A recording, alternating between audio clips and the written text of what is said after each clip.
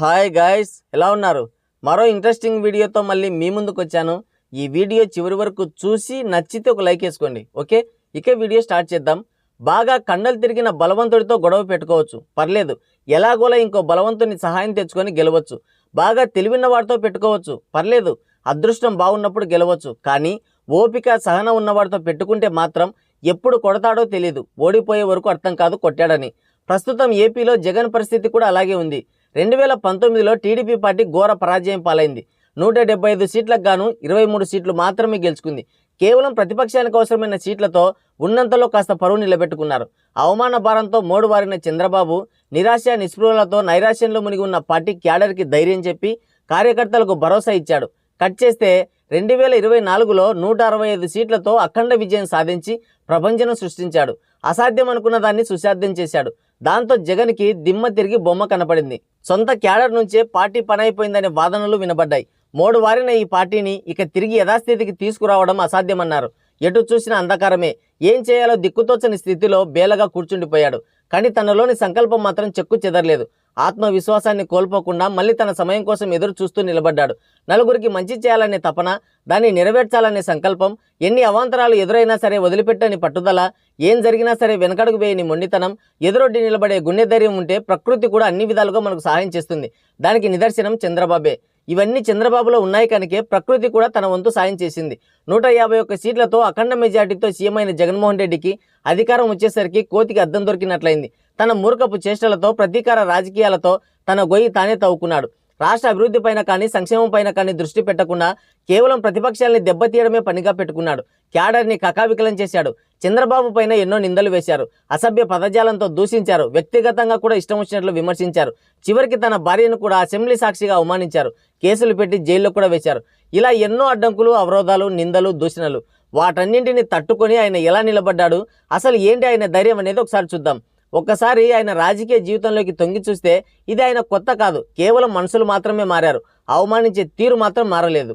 2004లో అధికారం కోల్పోయిన తర్వాత నుంచే తనకి నిందలు, విమర్శలు ఎదురవుతున్నాయి.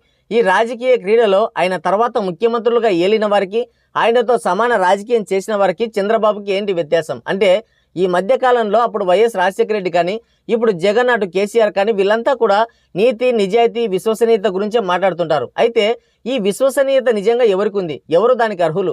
చంద్రబాబుతో పోలిస్తే వారి క్రెడిబిలిటీ ఎంత? ఆయన ఎలాంటి ఒడిదొడుకులు ఎదుర్కొని ఈ స్టేజ్కి వచ్చాడనేది ఇప్పుడు చూద్దాం. ఒక వ్యక్తి ప్రజలందరికీ నాయకుడు అవ్వడం ఎంత కష్టమో, ఆ నాయకత్వ లక్షణాలని చివరి వరకు నిలబెట్టుకోవడం కూడా అంతే కష్టం. శత్రుపక్షాల ఎత్తులకి పై ఎత్తులు వేసి చిత్తు చేయటం, తనని తాని గండరగండుడిగా ప్రొజెక్ట్ చేసుకోవడం ఎంత ముఖ్యమో, దార్శనికత, ముందు చూపు, క్రెడిబిలిటీ, ఓర్పు, సహనం, ఇంటెలిజెన్స్, హార్డ్ వర్కింగ్తో పాటు ఒక విజన్ కూడా ఉండాలి. జగన్, కేసీఆర్, వైఎస్ఆర్ లాంటి నాయకులతో పోల్చి చూస్తే చంద్రబాబు నాయుడు గారి క్రెడిబిలిటీ ఏంటో మనకు అర్థమవుతుంది. రాజకీయం చేసి ఇతర నాయకుల్ని వ్యక్తిగతంగా దూషించడం కానీ, ఇతర నాయకులను తొక్కేద్దామని కానీ, ప్రజల పక్షాన ఉండే ప్రతిపక్షాలను, మీడియాను, జాతీయతావాదులను నిరంకుశత్వంగా అణిచివేయాలన్న ధోరణి కానీ ఆయనలో ఎప్పుడూ కనబడలేదు. ఆయనకున్న వీక్నెస్ అల్లా ఇతర రాష్ట్రాలతో, ఇతర దేశాలతో తాను పాలించే రాష్ట్రం పోటీ పడాలి. దేశ చరిత్రలో ఆంధ్రప్రదేశ్ ఉన్నంతకాలం తన పేరు ఎప్పటికీ గుర్తుండిపోవాలి, అంతే. చంద్రబాబుకి ఇంకో వీక్నెస్ కూడా ఉంది. అదేంటంటే చేసింది చెప్పుకోలేకపోవడం. బరి తెగించి సిగ్గుమానం వదిలేసి మనం ప్రజలు ఎన్నుకున్న నాయకులమని మరిచి వ్యక్తిగతంగా దూషించిన వారిని కూడా తాను అలవర్చుకున్న క్రమశిక్షణకు లోబడి ఆ విమర్శలను ధీటుగా తిప్పికొట్టలేకపోవడం. ఇందులో మొదటిది చేసింది చెప్పుకోలేకపోవడం. అంటే తన రాజకీయ ప్రస్థానంలో ఎన్నో అభివృద్ధి మొక్కలను నాటాడు. అవి పెరిగి వృక్షాలై ఫలాలు అందించాలంటే టైం పడుతుంది. For example Hyderabad. ఎవడు అవునన్నా ఎవడు కాదన్నా ఈరోజు తెలంగాణ ప్రత్యేక రాష్ట్రంగా ఏర్పడినా కూడా ఆంధ్రలాగా ఇబ్బందులు పడకుండా ఇండియాలోని రిచెస్ట్ క్యాపిటల్స్తో పోటీ పడుతుందంటే దానికి కారణం one and only reason Chandrababu. ప్రజలను ఉచితాలకు అలవాటు చేసి వారిని సోమరులను చేసి వారి చేతకానితనంతో తనెప్పుడు రాజకీయం చేయలేదు. ప్రజలు తమ కష్టాన్ని మాత్రమే నమ్ముకొని బ్రతికే విధంగా వారికి విద్య, ఉద్యోగ, ఉపాధి అవకాశాలు కల్పించాడు.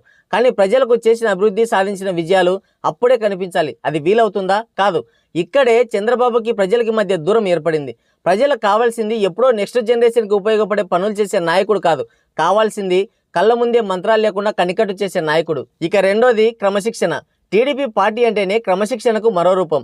40 ఏళ్ల తన రాజకీయ ప్రస్థానంలో ఆయన ఏనాడు కూడా వ్యక్తిగత దూషణలకి తావివ్వలేదు. అంతెందుకు 2019 ఎలక్షన్స్లో ఘోర పరాజయం పాలైంది టీడీపీ. దానికి కారణం సంక్షేమ పథకాలతో ముడిపడిన ఉచితాలని మనందరికీ తెలుసు. ఎందుకంటే టీడీపీని అంత ఘోరంగా ఓడించడానికి, వైసీపీ అంత మెజార్టీతో అన్ని సీట్లు గెలవడానికి వైఎస్ జగన్మోహన్ రెడ్డి కాకలు తీరిన తలపడిన రాజకీయ నాయకుడేం కాదు.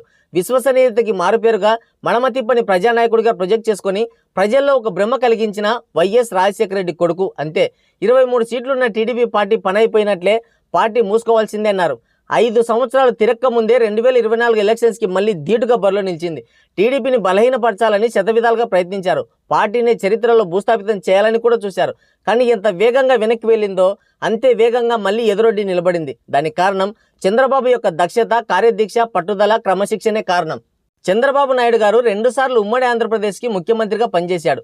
2004 ఎన్నికల్లో ఓడిపోయాడు. ఓడిపోవడం అంటే ఇలాంటి ఓటమి కాదు, తలెత్తుకోలేని ఓటమి. కేవలం 47 సీట్లు మాత్రమే గెలుచుకుంది టీడీపీ. ఆ ఎన్నికల్లో కాంగ్రెస్ అభ్యర్థి వైఎస్ రాజశేఖర రెడ్డి గెలిచి ముఖ్యమంత్రి అయ్యాడు. రాజశేఖర రెడ్డి ముఖ్యమంత్రి అయిన తర్వాత చంద్రబాబు గారిని వ్యక్తిగతంగా టార్గెట్ చేశాడు. మోసగాడని, నయవంచకుడని, పిల్లనిచ్చిన మామకి వెన్నుపోటు పొడిచాడని ఈ విధంగా చంద్రబాబు పట్ల ప్రజల్లో తీవ్ర వ్యతిరేక భావన కలిగించాడు. వైఎస్ రాజశేఖర రెడ్డి గారు సీఎంగా ఉన్నంతకాలం టీడీపీ పార్టీని చావుదెబ్బ కొట్టాడు. ఒక విధంగా ఆ పార్టీనే లేకుండా కనుమరుగు చేయాలనే దుష్ట తలంపుతో ముందుకు నడిచాడు. టీడీపీ పార్టీకి కుడిభుజంగా ఉన్న పరిటాల రవి గారి హత్య జరిగింది వైఎస్ రాజశేఖర రెడ్డి హయాంలోనే. అప్పట్లో ఆ హత్య ఒక సంచలనం. పరిటాల రవి గారిని చంపించింది ఇప్పటి ముఖ్యమంత్రి వైఎస్ జగనే అని అప్పట్లో వార్తలు వినబడ్డాయి. కానీ కేంద్రంలోనూ రాష్ట్రంలోనూ అధికారంలో ఉన్నది కాంగ్రెసే కాబట్టి ఆ కేసు కూడా వీగిపోయింది. ఆ కేసుకి సంబంధించిన ఎంతోమంది సాక్షులు కూడా బలైపోయారు. అలా టీడీపీ నాయకులు, కార్యకర్తలు వరుసగా హత్యలు చేయబడ్డారు ఆ టైంలో. ఈ విధంగా 2004-2009 మధ్య టైంలో వైఎస్ రాజశేఖర రెడ్డి యొక్క నిరంకుశ వైఖరి ప్రతిపక్షాన్ని బలం పుంజుకోకుండా చేసి దెబ్బ మీద దెబ్బ కొడుతుంటే టీడీపీ పార్టీ పైన ఆయన చేసిన దాష్టికాల నుంచి తట్టుకొని పార్టీని, కార్యకర్తల్ని కాపాడుకుంటూ వచ్చాడు చంద్రబాబు. 2009లో కూడా మళ్ళీ రాజశేఖర రెడ్డి ముఖ్యమంత్రి అయ్యాడు.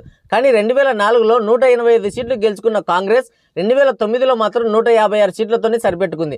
2004 నుంచి 2009 వరకు ఎన్నో ఎదురు దెబ్బలు తిన్న టీడీపీ ఆ ఎలక్షన్స్లో 92 సీట్లు గెలుచుకొని గణనీయంగా తన ఓటు బ్యాంకుని పెంచుకుంది. ఆ ఎలక్షన్స్లో ఒకవైపు చిరంజీవి ప్రజారాజ్యం, ఇంకోవైపు తెలంగాణ టీఆర్ఎస్ పార్టీ టీడీపీని చాలా వరకు దెబ్బతీశాయి. లేదంటే ఫలితాలు మరోలా ఉండేవి. చిరంజీవి ప్రజారాజ్యం పార్టీని స్థాపించడానికి కారణం వైఎస్ఆర్ అనేది రాజకీయ విశ్లేషకుల వాదన. రెండోసారి అధికారంలోకి వచ్చిన వైఎస్ఆర్ టీడీపీ 92 సీట్లు గెలుచుకోవడం చూసి జీర్ణించుకోలేకపోయాడు. అసెంబ్లీ సాక్షిగా టీడీపీని భూస్థాపితం చేస్తానని శపథం చేశాడు. ఇది జరిగిన 2 రోజులకే వైఎస్ఆర్ హెలికాప్టర్ ప్రమాదంలో చనిపోయాడు. టీడీపీని భూస్థాపితం చేస్తానని శపథం చేసిన వైఎస్ఆర్ మరణించినా కూడా టీడీపీ పార్టీకి కష్టాలు మాత్రం తీరలేదు. ఆ వెంటనే తెలంగాణ ఉద్యమం ఊపందుకుంది. కరవమంటే కప్ప కోపం, విడవమంటే పాము కోపం అన్న చందంగా తయారైంది చంద్రబాబు పరిస్థితి. ఇక్కడ ఇంకో విషయం చెప్పుకోవాలి. వైఎస్ రాజశేఖర రెడ్డి బ్రతికున్నంత కాలం కేసీఆర్ నోరెత్తలేదు. ఆయన చెప్పిన దానికల్లా గంగిరెద్దులా తలూపేవాడు. కానీ ఎప్పుడైతే రాజశేఖర రెడ్డి మరణించాడో ఆ మరుసటి రోజు నుంచే తెలంగాణ ఉద్యమాన్ని లేవనెత్తాడు. ఈ విధంగా ఉద్యమం పేరుతో టీడీపీ పైన తీవ్ర ఒత్తిడి తీసుకొచ్చాడు కేసీఆర్.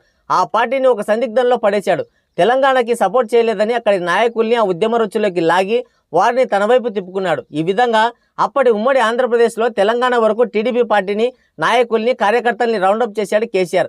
అక్కడ అట్లా దెబ్బతింటే ఆంధ్రాలో మరో ఉపద్రవం వచ్చిపడింది. అదే వైఎస్ఆర్ కాంగ్రెస్ పార్టీ.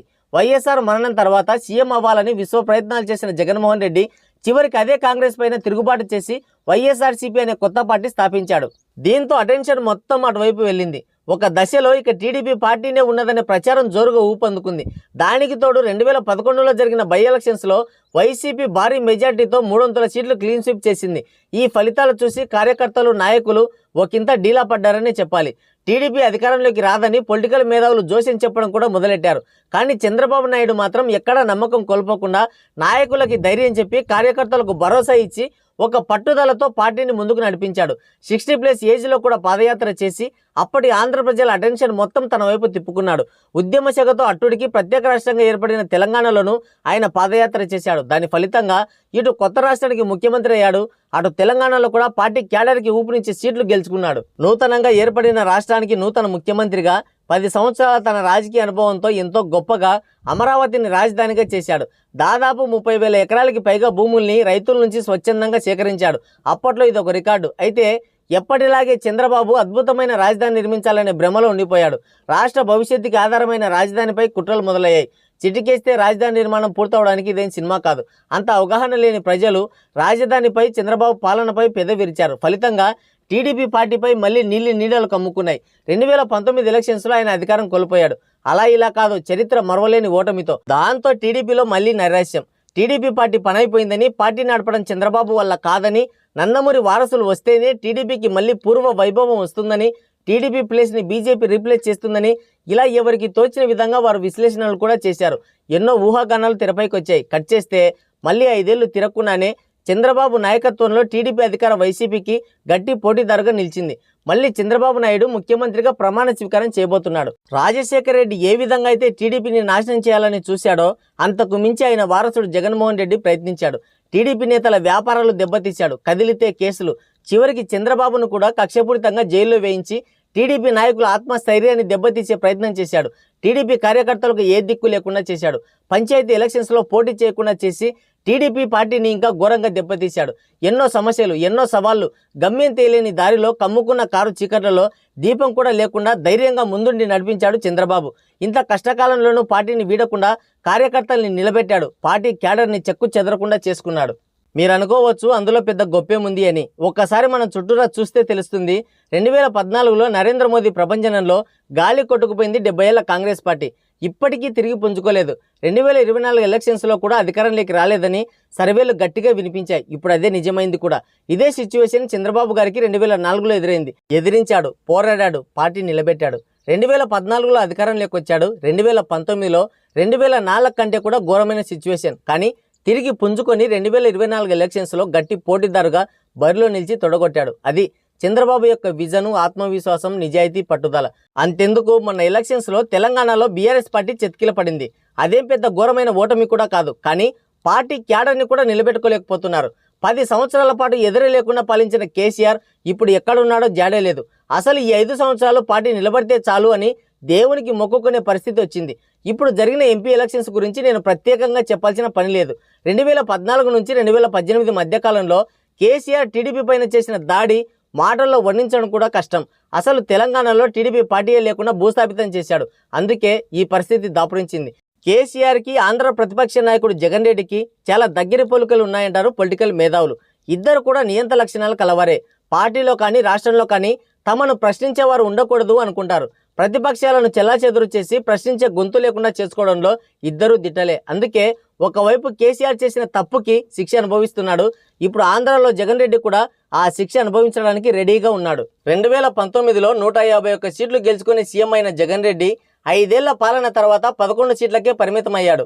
అదే ఎలక్షన్స్లో 23 సీట్లు గెలుచుకుని ఓటమి పాలైన చంద్రబాబు మాత్రం ఈ ఎలక్షన్స్లో 165 సీట్లతో ప్రభంజనం క్రియేట్ చేశాడు. అంటే అబద్ధాలు, మోసాలతో కూడిన రాజకీయ క్రీడ ఎప్పటికైనా పేక మెడలా కూలిపోతుంది అనడానికి ఇదే నిదర్శనం. ఇప్పటి కాలంలో బెదిరిస్తే భయపడేవాడు ఎవ్వడూ లేడు.